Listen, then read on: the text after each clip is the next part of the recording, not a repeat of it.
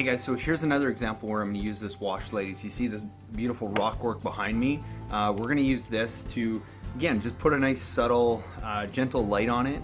That's going to give us a wider beam, so it's going to capture more of this rock, and we're going to get a lot of reflection back down, and we're going to get some, on the nice rhododendrons and different plants that are in here without having to throw a bunch of path lights. It's just, you can get some really good reflection off this, so it's another really good use for a wash light.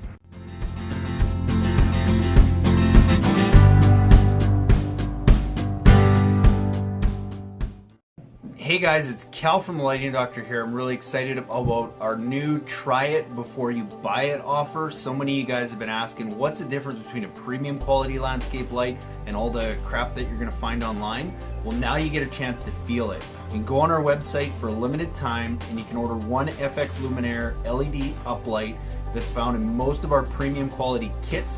We're going to send it to you for free shipping. You buy it at a discounted rate and keep it for 14 days. And if you don't love it, you send it back to us and you get a full refund. If you do, you keep it and you get it at that discounted rate.